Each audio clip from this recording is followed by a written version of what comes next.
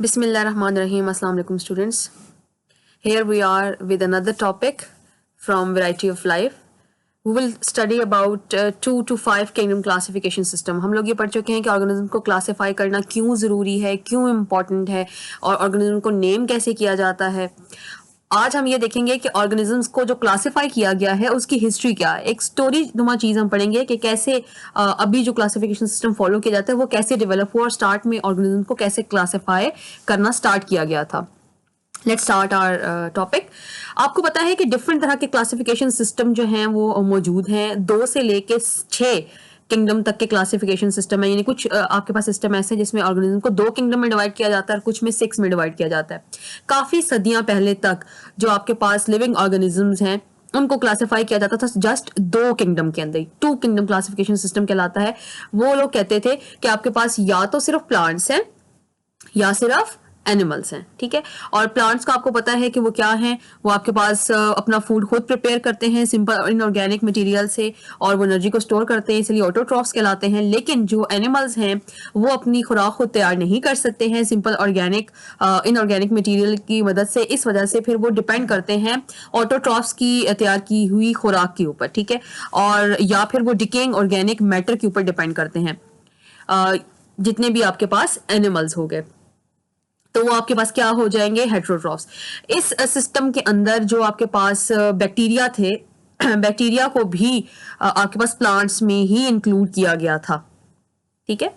ये जो सिस्टम था 2 किंगडम क्लासिफिकेशन सिस्टम. तो अक्सर आपसे पूछ लेते हैं कि in 2 kingdom classification system bacteria were placed in dash. ठीक है. तो आप बताओगे कि they were placed in kingdom Plantae.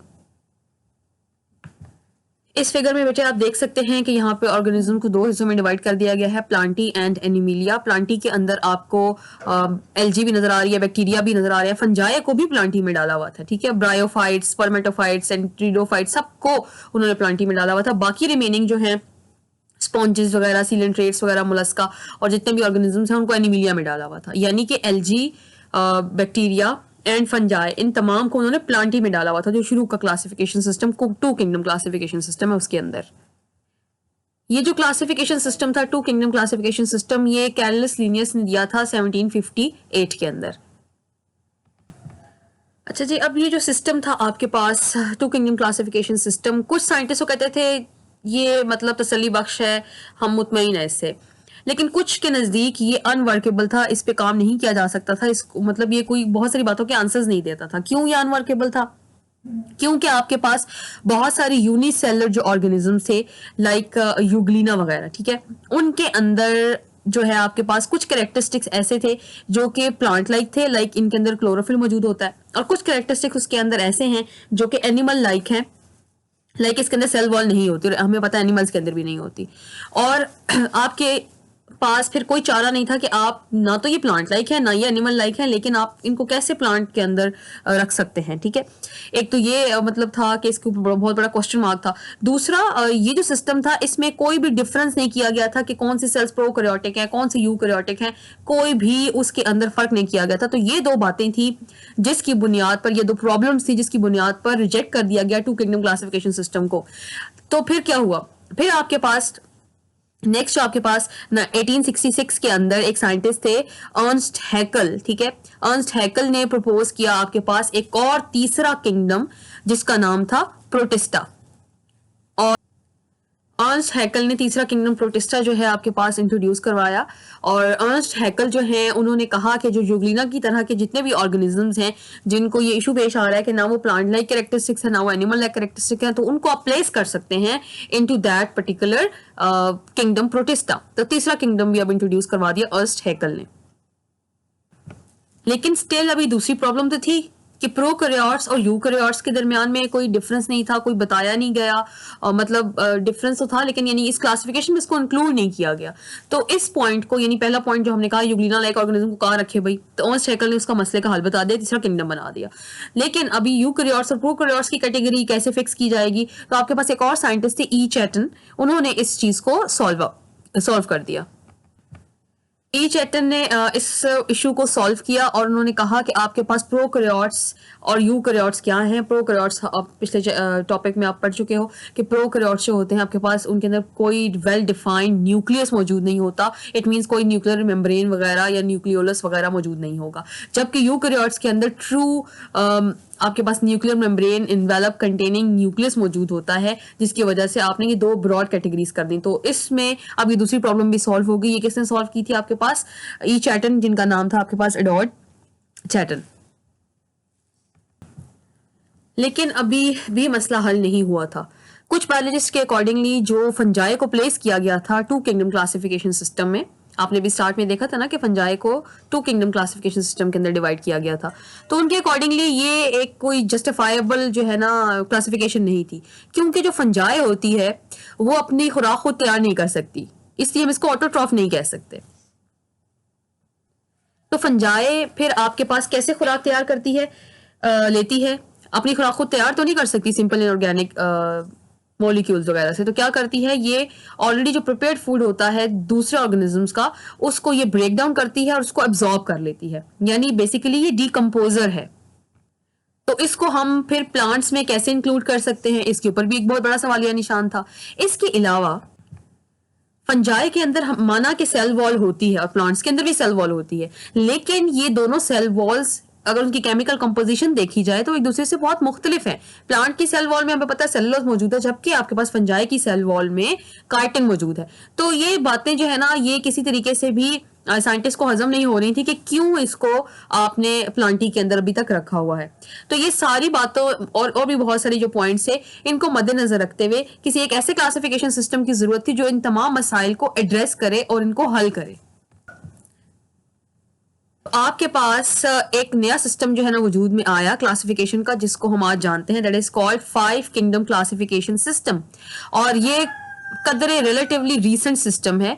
और ये किसने पेश किया था? ये आपके पास और रॉबर्ट विटेकर ने 1969 में पेश किया था। बहुत बड़ी कंट्रीब्यूशन है रॉबर्ट विटेकर की। तो ये विटेकर्स 5 किंगडम क्लासिफिकेशन सिस्टम भी कहलाता है। उसने किस बुनियाद पर इनको क्लासिफाई किया? उसने दो चीजों को बेस बनाया। एक तो उसने क्या किया, उसने कहा कि 3 डिफरेंट लेवल की सेलुलर ऑर्गेनाइजेशंस होती हैं जो कि आपके पास 3 डिफरेंट तरह के मोड ऑफ न्यूट्रिशन को फॉलो करती है। तो दो चीजें इसने फॉलो की, एक इसने आपके पास सेलुलर ऑर्गेनाइजेशन की बुनियाद पे और दूसरा मोड ऑफ न्यूट्रिशन की बुनियाद के ऊपर इसने इसको डिवाइड किया।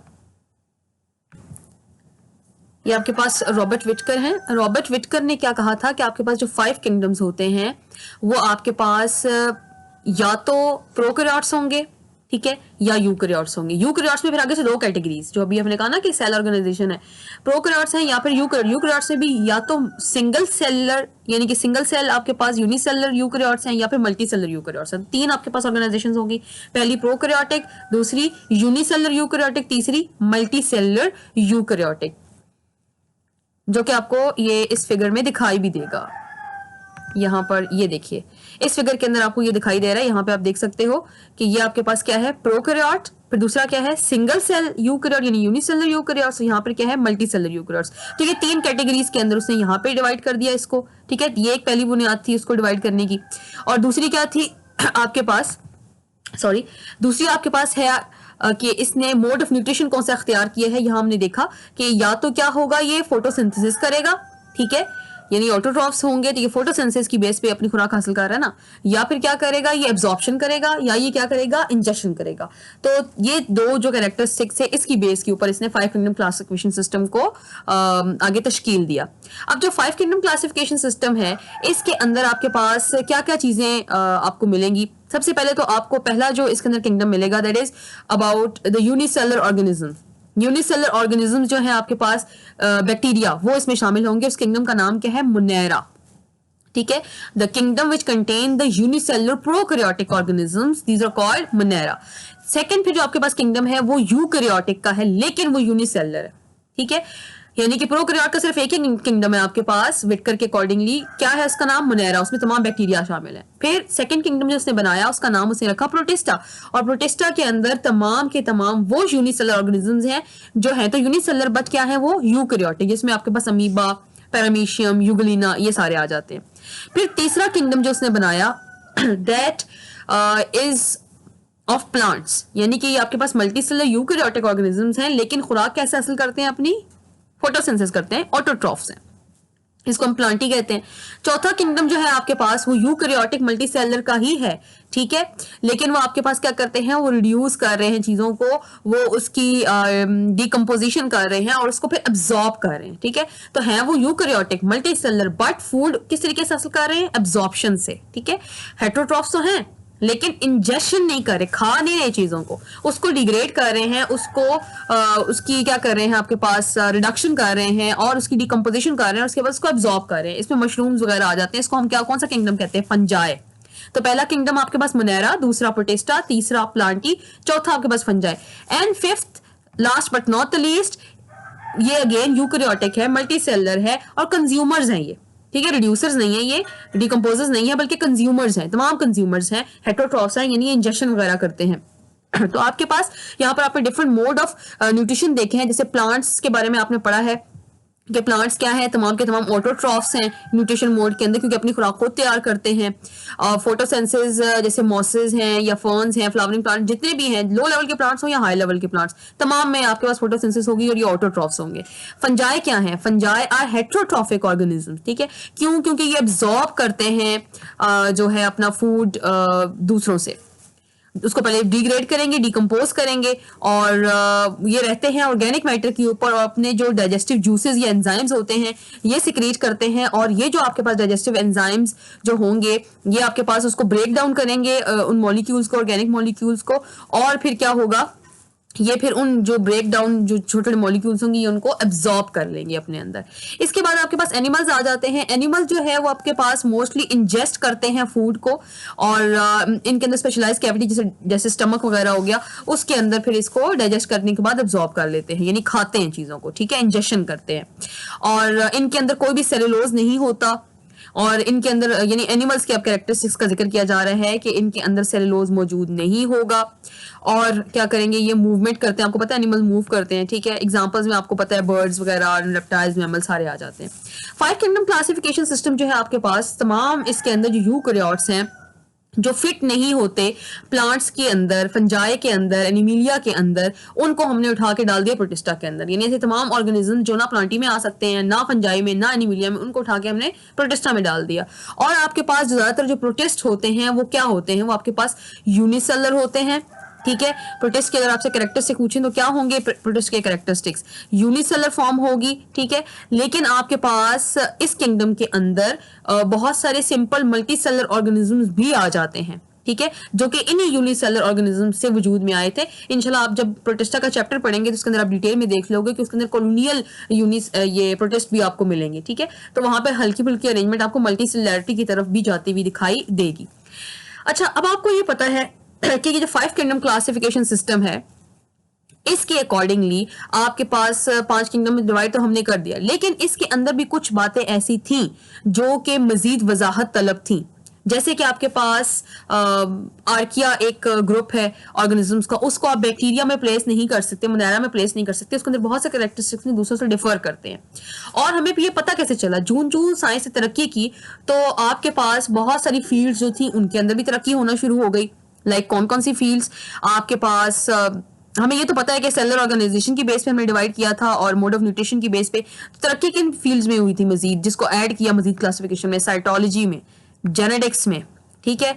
और आपके पास इनके आपस में, ऑर्गेनिज्म के आपस में, ऑर्गेनेलिज के रिलेशनशिप में, लाइक माइटोकॉन्ड्रिया और क्लोरोप्लास्ट, इनकी जो ऑर्गेनेलिज हैं वो एसोसिएट कैसे वजूद में आए हैं, ठीक है।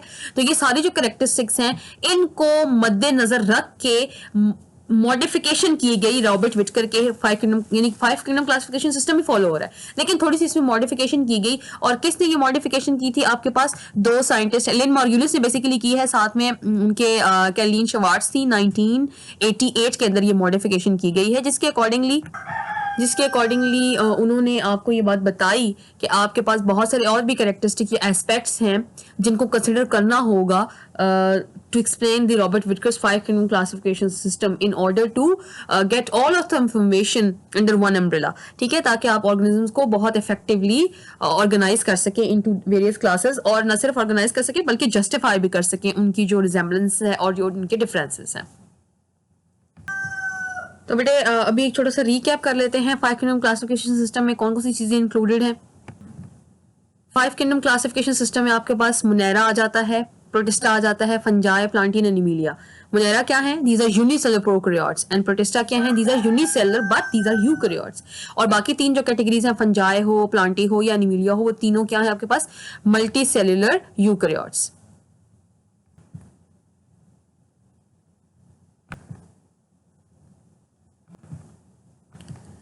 आपको याद हो जो पिछला जो आपका लेसन था उसके अंदर हमने जिक्र किया था आपके पास या इस चैप्टर के स्टार्ट में कि आपके पास 3 डोमेन्स होती हैं, ठीक है।